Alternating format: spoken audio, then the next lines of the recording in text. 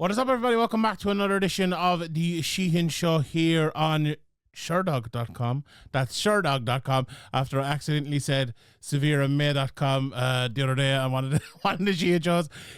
I'll be honest, it's a mistake I've probably made at least 50 times, but every single time I managed to actually hear myself saying the wrong intro and then starting again and just doing over 5 seconds. But this time I didn't, and I didn't realize until my good friend and colleague and magnificent editor Ben Duffy told me, so apologies on that. But hopefully we won't do it again. I also called the light heavyweight division the welterweight division literally 4 times. I didn't get it wrong, but look, these things happen in MMA sometimes, and I always, people are always giving out about like Brendan Schaub, he's saying the wrong names and mispronouncing things.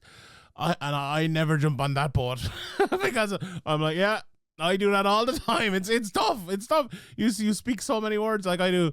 I probably do at least 5 podcasts a week, sometimes like 6, 7, 8 podcasts a week. God almighty, I'm going to mispronounce something. I'm going to get something wrong. I got to think of the wrong fighter. It's part of the territory. But look, these things happen in MMA, as I said, and we'll go again. Right, let's get into the bets, and let's just bask in the glory of last week. So 2 weeks ago, we hit 0 bets, and last week we hit 5 from 6. I usually only give the 5 bets. I gave an extra one last week, and it was worth it because it hit. One that didn't hit was Lehane Edwards. It was a pretty bad call, but I thought he might be able to recapture some of the glory, and he wasn't, so we leave that one to the side. The ones that did hit, though, Parkin versus Dober fight to go to decision, -125. Think that was a pretty good call. I think that I got that right. Could have gone either way, so I didn't really want to pick either guy.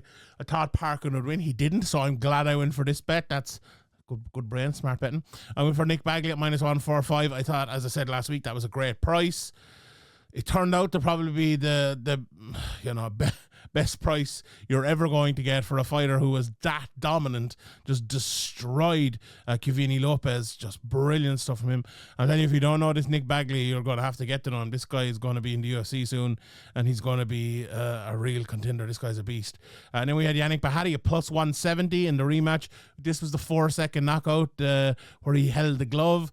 If you'd bet, it'd be like, good man, keep holding that glove. But was a little bit dirty. Look, he still won the bet cash, +170, pretty good. Then we'd Alberg to win by decision at +163. Again, call that one pretty good. To get plus money on Alberg, who was like, what was he last week? He was at least a -300 favorite anyway, if I'm not mistaken. So to get a plus money bet on him to win, that's pretty good. And then the pièce de résistance, the best bet we'll get this year, probably the best bet we'll ever get in the Sheehan Show. I guaranteed it last week, and it hit this week. Okay, we've delayed long enough. It is now time. Sean fucking Sheehan is the man for the. I can't imagine anybody watching this doesn't know, but Sean Sheehan is the warhorse of the Sherdog Radio Network. He does previews for basically every promotion but the UFC. Like, he's our guy on PFL, he's our guy on Cage Warriors, Octagon, KSW. He does our weekly betting show where he just does his his best 5 picks of the week. And his best 5 picks of the week are always, 4 actual picks and then like 1 flyer. And the flyer is expressly a money line or a prop that I've never seen him do a flyer that was like less than like +400 or +500.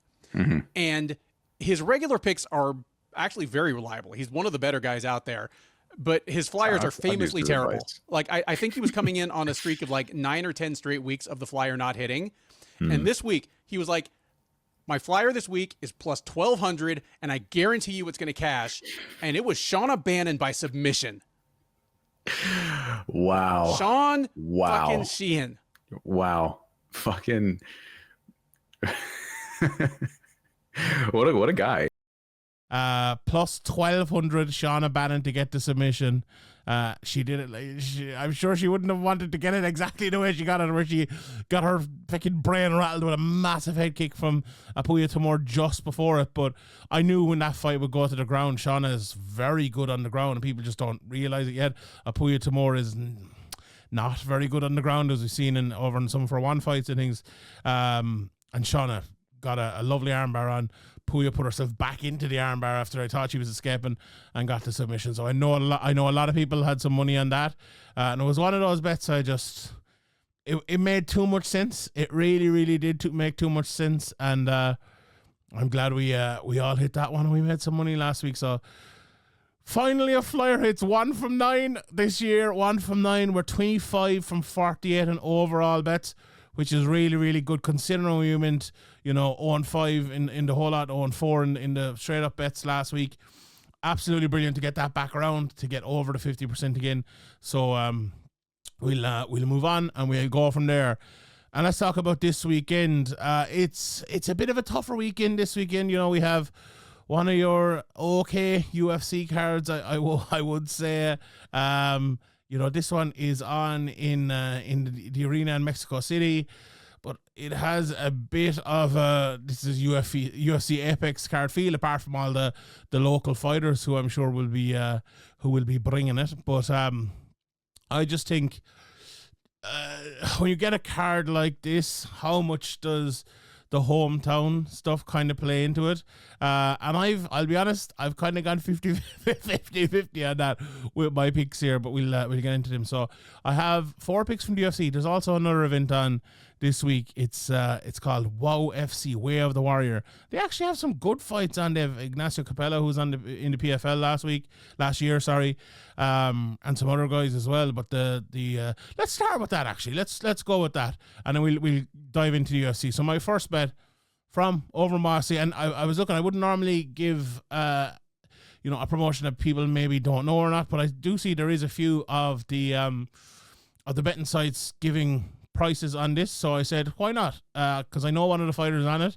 I watched a bit of his opponent and I think it's a pretty good price, so I'm going to give you Patrick Lehane at plus 140 in his fight with Enrique Esposito. And another thing about this week, all plus money bet. So after last week, we could sit in our laurels, we could protect what we had, we could protect our record, but no, we're not doing that. We're going for all plus money bets this week, and the first one is Patrick Lehane at minus 140. So his opponent Enrique Esposito, watched a bit of him, crazy about it, and he's a good fighter, a dangerous guy. His opponents haven't been, I suppose, the best in terms of, like, you look at his he has 4 wins and he has 4 fights in his career, 3 wins, and the combined record of his opponents is 4-2. 2 of them have never fought. One of them had 1 fight, and one guy was 3-2. Whereas at the other side of it, you look at Patrick Lehane, he has had 9 fights now, and okay, he's 6-3. And even some of those fights, I don't know, he's 6-3 some places, he could be something else somewhere else, but like, he's been in there with some really, really good guys, like James Gonzalez. I think that fight, it's tough to make matchmaking last time, and he ended up losing that, but he's 10-7, fought a lot in Bellator. He's fought 8-0 guys, 7-0 guys. He beat Hugo Flores, who was 9-3. He's a win over a guy who was 5-2, win over a guy who's 8-1. And he's been fighting on a lot of the big stages, Combat Jet Global. He fought on Cage Warriors as an amateur and has a couple of big knockouts there and stuff. So, we saw last week Emil Zafari fighting in, where was he fighting?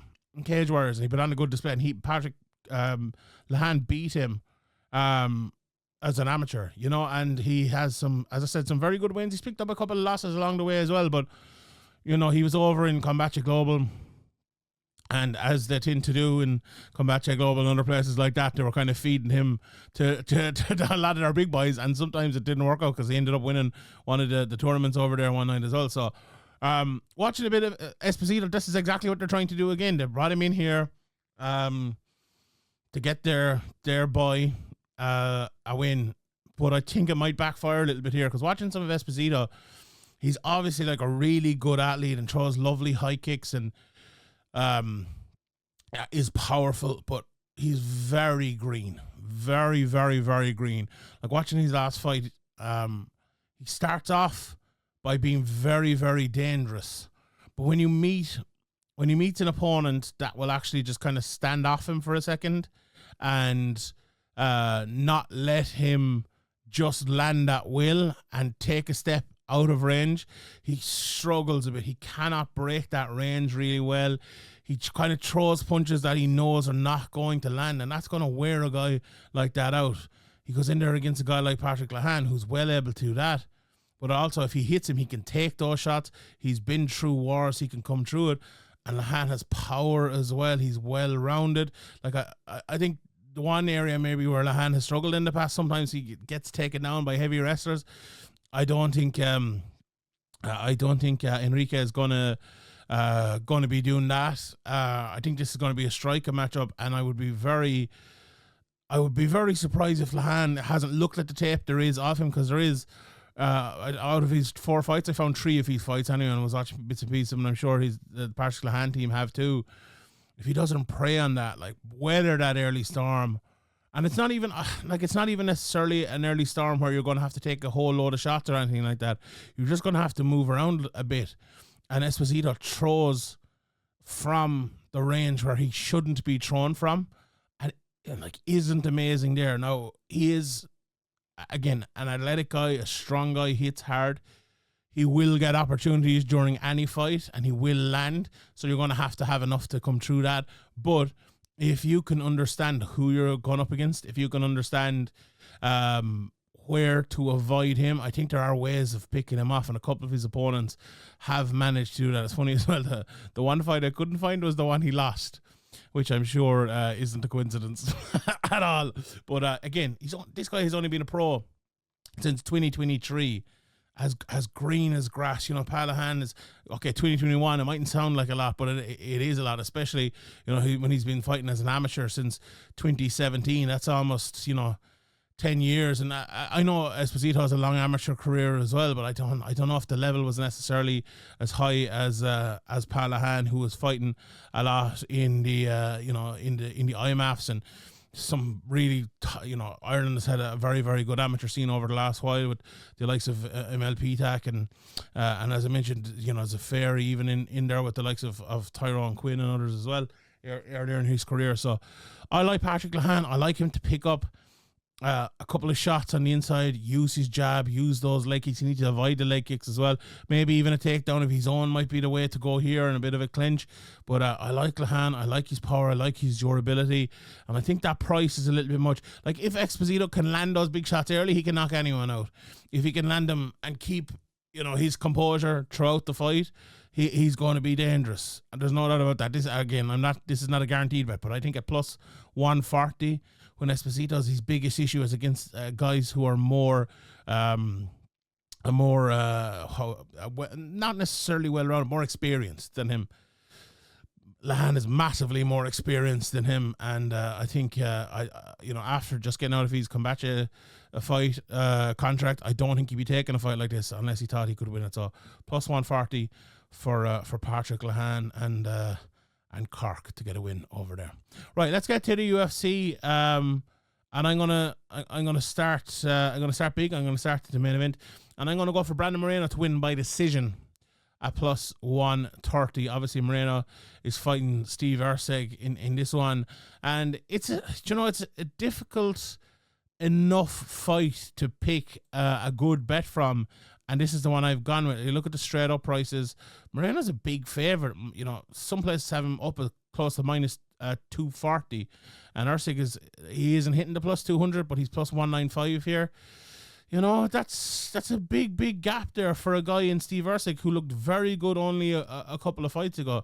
To sort of find a bit of value there, I've gone for Moreno to win a decision. He's gone to a decision 16 times in his career. Now, they haven't always gone his way. In fact, he's only won 6 of them. He's lost 8 and two draws in there as well. Erceg 4-2 in decision. 6 of his fights, obviously, out of 15 have gone to a decision. So, for Erceg, he's only after getting into the UFC, so I suppose that will kind of explain that away. 3 of those decisions have been in the UFC, which makes a lot of sense. So like there is, I suppose, a background to the fight to go to a decision pick.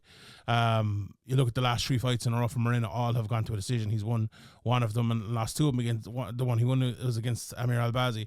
The reason I think this one might be won by Moreno and go to a decision is I think the way Usyk fights has kind of been found out a little bit. And what I mean by that is I think what he did so well in his fight against Matt Schnell, what he did so well against Pantoja early was land those big heavy punches, fight at a really good range, be very, very fast, and keep that, I suppose, that level of distance where he can do all of that and kind of be safe.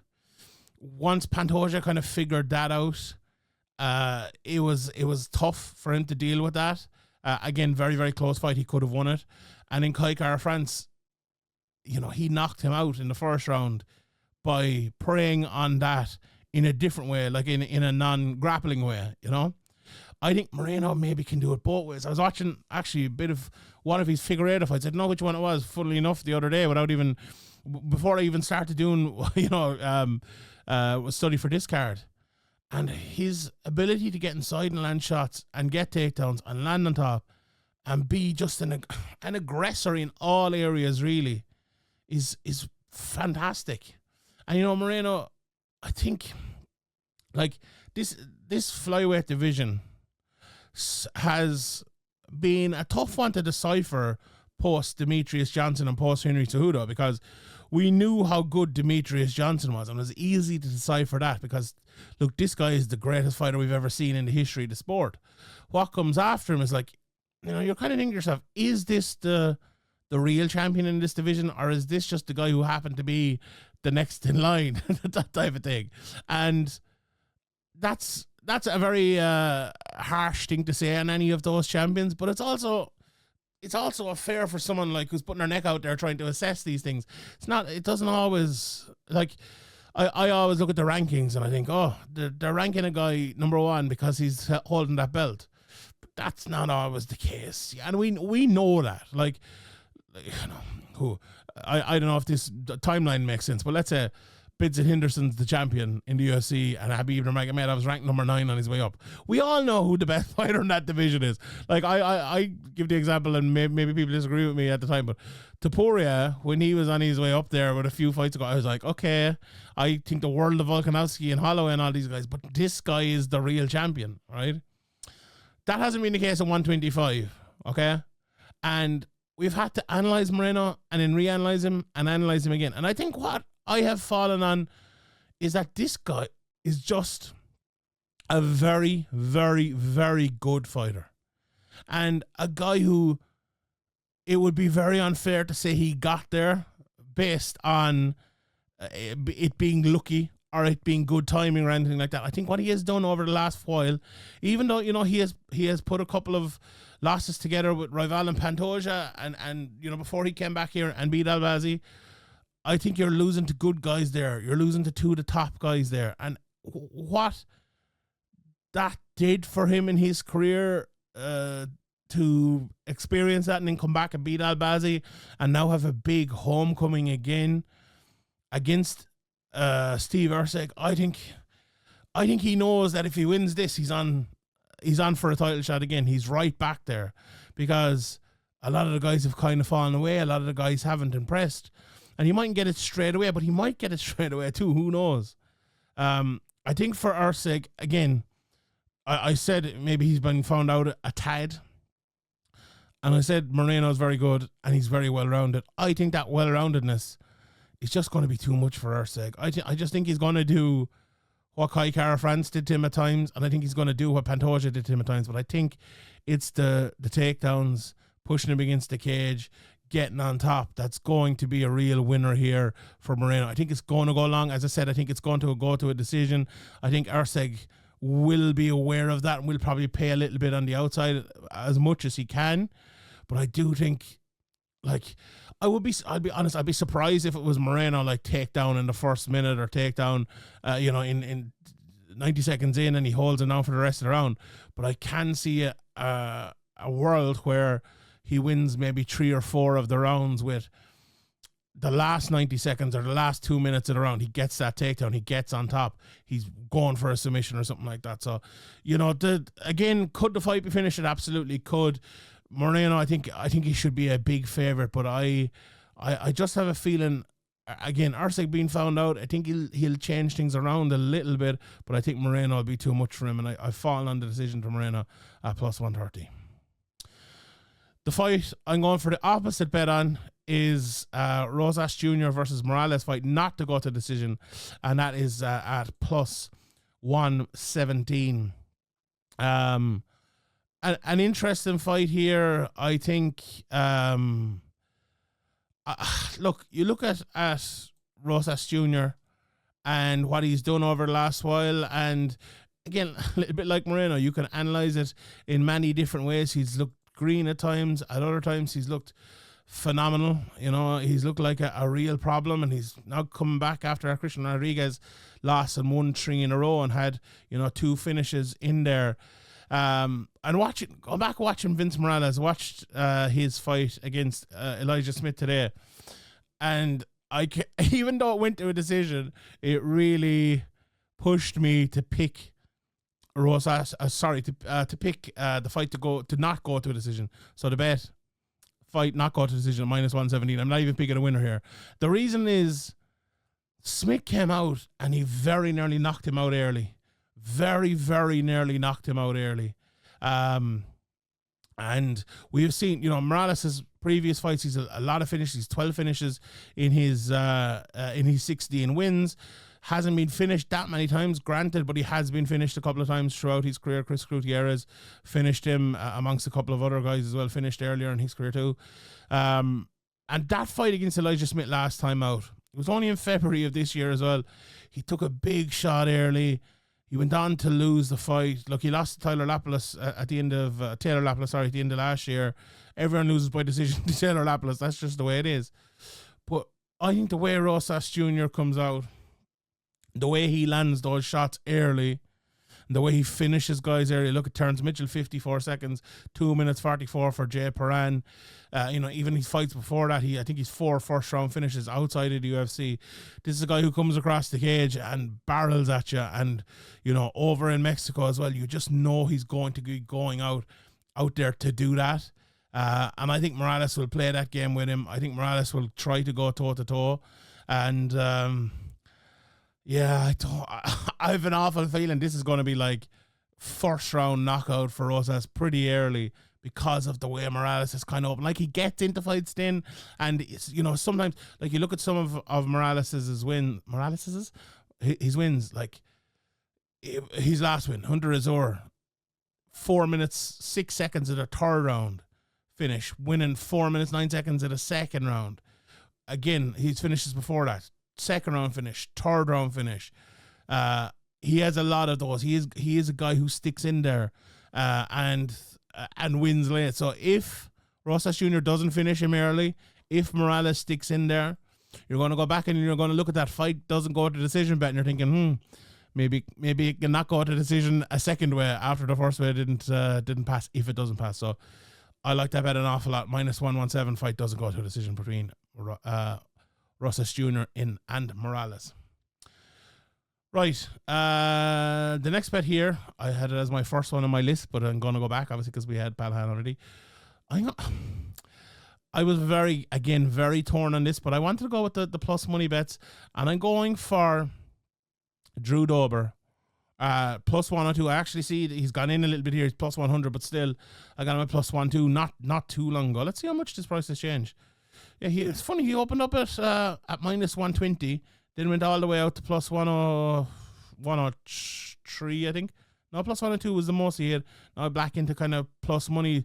Some places have him a little bit better than that, but his opponent, Manuel Torres, is still the favourite on all the platforms I'm looking at here. He's around minus 120. Look, again, watching back that Manuel Torres against Ignacio Bahamondes fight and looking at some of his other fights, they start quick, they go quick, they end quick. The bets on the fight in early, as you can imagine, were not amazing. The under 1.5 rounds is only minus 200 in some places. I can't give that. Under 2.5 rounds is minus 480. Fight doesn't go decision is minus 750 in some places, which is kind of cracked. So I'm picking this fight a little bit like I pick a flyer. Now again, this week is a little bit dry on bets. I wasn't massively feeling some of these bets, but I have an awful soft spot for Drew Dober, and he's one of those guys that can get it done very, very early. Look at the Ricky Glenn fight. Got it done very, very early. Look at the Bobby Green fight. Look at the Terrence McKinney fight. Like, he goes in there. Look at the Alexander Hernandez fight, the Nazar Hakbras fights. Now, there's some ones, the Frivola fights, other ones he ends up losing, absolutely. But I think, watching back, Torres' fights, including the Bahamondes one he fought last time out, he goes for it early. And I think Drew Dober is one of those guys, and the Terrence McKinney fight always stands out to me. If you go for him early, you're very unlikely to win. Very, very unlikely. Because Drew Dober is probably one of the most underrated guys. And the main reason I'm picking Drew Dober in this is because I think if Drew Dober wasn't 36 years of age, and he is what he is now, and he was 26 years of age, I think he'd be in the title picture. I really do. He is a technically good fighter as well as a hard-nosed big puncher. And when you are a guy like Torres, and with all due respect, I don't think he is the most technical guy in the world.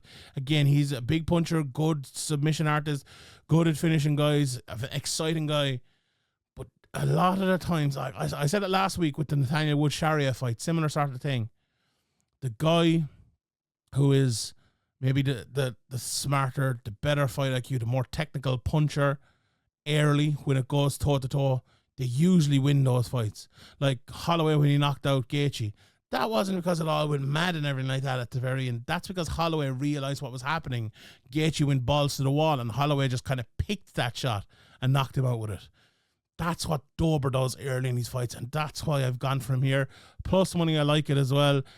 I think if this fight happened and they're both in 3 or 4 fight win streaks, I think Dober probably be a big favorite. Again, this is over in Mexico. You never know if the fight was to go longer, go to decision or whatever. Maybe it'll be a little bit different with the crowd behind him and all. But no, I like Drew Dober an awful lot. If he doesn't win this fight and goes 3 fights in a row having lost, it'll probably be the last time I pick him. So Drew Dober with that one, plus 102. Right, last bet of the week, if I'm not mistaken, yes, is a flyer. Not the biggest flyer in the world. We hit a plus 1,200, so you leave me alone for this one. I'm just going for Joe Pyfer to win via knockout against Kelvin Gastelum at plus 300. Joe Pyfer, again, a guy who I've backed and won and backed and lost. That Jack Hermanson fight was tough, but he came back against Barriott and knocked him out. Submitted Al Hassan, knocked out Mershart and a few lads before him. And Kelvin Gastelum, great win over Daniel Rodriguez last time out. He lost to Sean Brady before that, beat Chris Curtis. Bit of back and forth again, as has always been the case with Gastelum. And Gastelum's still only 33 years of age as well, has never been knocked out in his career. So this, I suppose, would be a big one. I just think, I feel like Joe Pyfer hit that place in his career where against Jack Hermanson he took the loss he needed and came back and looked better than ever. And I think this is the flyer, so we'll go with it as a flyer. I just think he's going to walk across the cage and throw those big shots at Kelvin Gastelum and believe in himself. And do you know what? I think if he doesn't get the knockout, I think, we've seen bits and pieces of wrestling obviously out of him as well. And obviously Gastelum has always been a good wrestler throughout his career, but if he just is the bigger guy, bodies Gastelum to the ground and big, I could see some big ground and pound out of him and maybe finish that way as well if he was to be able to get on top.